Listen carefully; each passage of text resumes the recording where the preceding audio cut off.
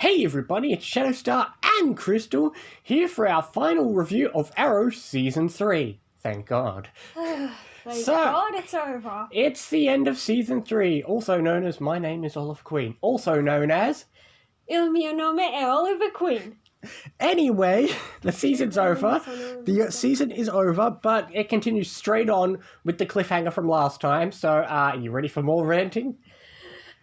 Barry saves the day. Friggin' hell, stay in your own damn show. So, remember how like I said, I have more ranting about the whole crossover. So, Barry says, I've been meaning to have a conversation with Wells, meaning this clearly takes place right between the fight scene at the end of the last Flash episode and what's going to happen in the final Flash episode where he talks with Wells. So, did he wait a very long time, or did the entire episode take place between the two Flash episodes, which took place very small gap? Somehow, Oliver goes to... Okay, so, let me wrap you around this head. So, Oliver goes to Central City, helps Barry, says, can you do me a favor? Oliver somehow gets back to Nanda Parbat, don't know how, continues the rest of the plot, even though he says, can you do me a favor? But why would Barry not just take him there? What was Barry waiting for? How did Barry know when it would take place? How did Barry know when they would be locked up? So, wait, did Oliver know that they would come try to kill the plane and then get thrown in jail? I guess. When did Barry? How much instructions did Oliver give to Barry? I don't know. And when did he go to Barry anyway? It's never clear.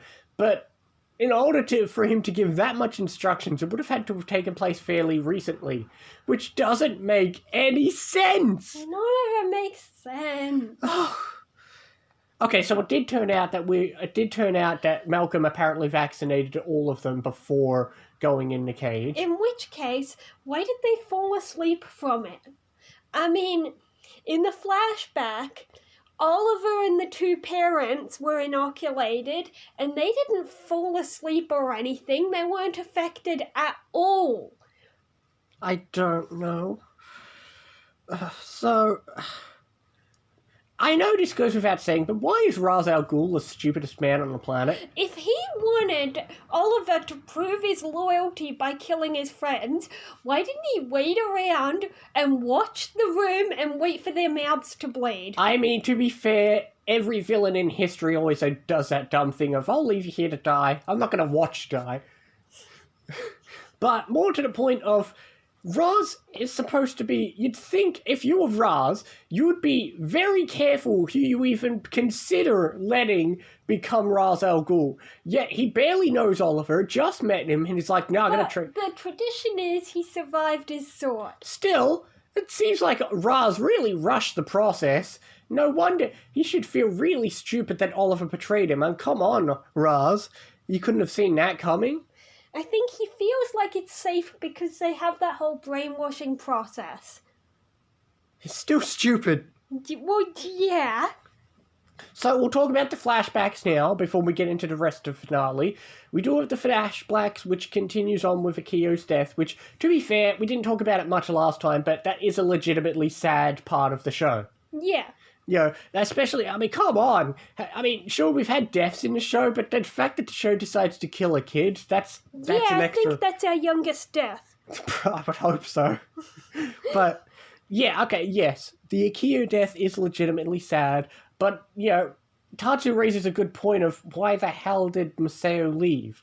I know he thinks I'm broken, I've suffered a lot, and, you know, yeah, I don't blame him, but so he's suffered just as much as Tatsu. If anything, you should be together, not split up because of it. Yeah, but it's a case of, I look at you and I see him because he looks like his parents. So instead of being there to help each other... But, oh well, that is what it is, but it's still a sad part. Yeah, he thinks he can walk away and find a place that'll make all the sadness go away. But it wouldn't be Season 3 without some drama, because Oliver and Diggle are still pissed off. Rightly so for Diggle's sake, but it's going to bleed into next season as well. So, I hope you like Diggle being upset at Oliver, because someone's got to be. Like Oliver said in the last episode, he has nothing left. Although apparently Felicity's super forgiving. Yeah. But then, even, apparently Quentin's still pretty slow to take Joe's advice because he's still pissed off about the Sarah thing, which, okay, he is, but it's still a stupid plot. Thankfully, it won't come back next season. Yeah. Quite frankly, Quentin seems to be slowly easing up because he didn't want Oliver to die. Yeah. But, speaking of people who came back in this episode, Thea's here. She gets to finally have the hood on, which, hey, that was a nice bit. It's nice to have Thea in the hood. Yeah. Finally took her some time. Like I said, as much as this season has sucked, Thea has been one of the best parts of this season. Okay, but at what point did she meet up with Malcolm to get inoculated? I mean, he was able to inoculate people without them knowing. He could have easily done it when she was sleeping.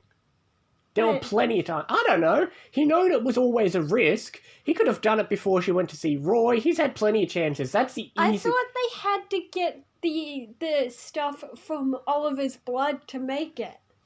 Yeah, but that was done ages ago. True. Oh, yeah. And if Malcolm was able to inoculate Felicity, Ray, Diggle, and Laurel without them knowing, he could easily have done it to Thea when she was asleep. Especially because it was spur of the moment that Ray came with them. Exactly! When did he do it to Ray? That's the most questioning part. He didn't know Ray was coming until he blew up the plane. Yeah! So, apparently he did it last minute's notice. Boy, he's good at thinking on his feet. But, speaking of Ray, he blew up the building and seemingly died? Ah, yes, Ray's cliff. We have two... I suppose we really only have one true cliffhanger. We have endings, but we only have one cliffhanger, and that's the Ray thing. A lot of people forget that cliffhanger exists and claim this season has no cliffhangers. But that's basically... Nebby didn't forget. He talked to me about it recently. That's basically our only cliffhanger of the season, with Ray seemingly blowing up, which we will continue next season, and obviously that's one part of next season I love, because obviously we know what it's building up to. Oh. Yeah, love or hate next season. It does like to build up to a few things, which I love. But we do have obviously the virus is spreading through Star City. We get everyone teaming up, which is fun to see. You know I love the team-ups. Yeah. A finale's got to have team-ups. Even though it's got a lot of drama and crap, it still has that finale feel in some areas. Yeah. But it does have some stupidity. Okay, we do have the Raz and Oliver fight, which is just plain boring to watch. It goes by so quick, and it's like, oh, it's done? I mean, come on. Think of the Malcolm fight. Think of the friggin' Slade fight. Holy crap. And the flashbacks, as sad as they are, there's no real actual fight. It's just kind of, okay, he kills Sharif and that's it. Whereas you compare it to friggin' the Slade fight of Season 2, holy crap. Well, yeah. Season 2 and 3 are just a sharp contrast, but obviously, yeah, he kills Raz.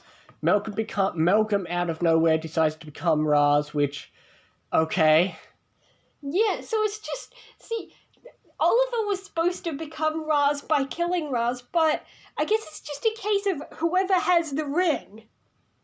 Well, to be fair, Malcolm tries to twist some logic that he still survives the sword when he was tortured. I guess. That's twisted logic. If I were Oliver, I would have given the ring to Nissa. Yeah, that's... She was the heir. She was supposed to inherit it anyway, but then Raz said, no, I don't want a girl to inherit it. You can be the wife of the heir. What an idiot. But speaking of idiots, I have to highlight one of the dumbest moments in this episode, of course, is Felicity in the Atom suit.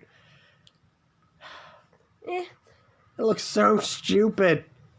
It's alright, I guess. I mean, yeah, there was that moment where she's like, well, we gotta save Oliver, but Ray needs to work on the inoculant stuff, and so he can't be in two places at once. Yeah, I get and that, then it's but like, it was still... he doesn't have to be the it one was in the... still stupid how she could suddenly fly the Atom suit. She's smart. She can figure it out. Sure, whatever.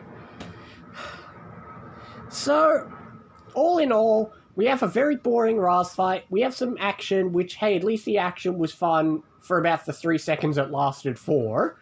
Yeah. Yeah, we have people stopping the virus and, oh, it's over? Okay. That was pretty... Felicity's like, oh, stop them, get their bodies out the way, and I guess they did that. Yeah. I flew by so fast, I was like, oh, I guess we're done. The episode just kind of wraps up very quickly for a finale. I know finales have to be big because, you've got to continue a cliffhanger, have some action, and wrap up a whole season. But we do have the whole driving off into the sunset with Felicity, which, whoop-de-doo, they live happily ever after. Good. The show ends. I know Happy. a lot. Yeah. I know the writers like to say that this is supposed to be a wrap-up of the past 3 seasons, which have been continuous, and, Season 4 is supposed to be a nice, fresh, clean slate, which in a lot of ways it is, but at the same time, I know a lot of people hate this ending, and it does seem just kind of random. Like I said, the only cliffhanger we have is the Ray stuff. Yeah. And it's not like... I would have enjoyed the ending if it were the actual ending of the show. I could kind of see that, yeah. But I don't know why they... Exactly, but it's not like they didn't know they would get... They knew flat out they were getting a season 4, Yeah, so... exactly. Why would they do that riding off into the sunset when we all know, spoiler alert, he's going to come back? But, okay, look. There were enjoyable moments. This episode was still pretty weak at times, and it is a very, very bad finale. But it's still enjoyable in some aspects. I don't hate it nearly as much as some of the past episodes, but I still hate a lot. I'm going to give it a 5.5. I'll give it a 6.5. Oh, someone likes it more than me. It's okay. Look, you're right. It still is a finale. And yeah, I know. We usually rate finales high, compared to other finales... Season 2's finale got a 10 out of 10. From you, yeah. Can you blame me? No. They did do that annoying thing of teasing us and acting like we're going to see Damien Dark, but oh well, very soon. But well, you're just excited because you watched things out of order and you know who he is. That's true. If you hadn't seen the show, you wouldn't get the big deal. You also wouldn't. Well, we'll see. Let's not get ahead of ourselves. But that is the season done. Mm-hmm. It had some good moments, as I will capture with my top 5 episodes, but it had a lot of stupid stuff. It had a lot of crap. The whole Oliver becoming Ra's plot is stupid. The whole fighting the League plot was stupid. There was a lot of stuff I didn't like. We had the Laurel and Quentin drama. We had Sarah's death, which, Sarah was a great character in season 2, and then she's just brushed off. We get drama. Then she's basically ignored, and the show forgets she exists. This season... And then it ends with Diggle drama. There's just so much. Like I said, the only really highlight... We have Laurel becoming a very flimsy vigilante, which we'll get into next season. Look, I can say, like I said, if I had to pick the best part of the season, it would be Thea and her whole arc. Yeah. That's probably easily the best part of the season. Yeah. Quarter Maltese was a great episode. She has great arcs through the season. Thea's best season is this season. Like I said, in the first 2 seasons, saying, Thea's weird and then she'll get better. Like I said, this was the season where Thea got better. Yeah. That's easily the best part. And love or hate him, and I know teaming up with him was stupid, but I still enjoy having Malcolm around, kind of. It's alright. Not as a hero, but kind of working with them. Yeah. I enjoy that, even though I hate the whole drama around working with him. So, those are the good points of the season. The bad points of joining League and the drama, and it's just so much. Like I say, I honestly do hate this season more than Season 4. Season 4, while there are certain moments I hate near the end, it's not as bad, and there's quite a few good...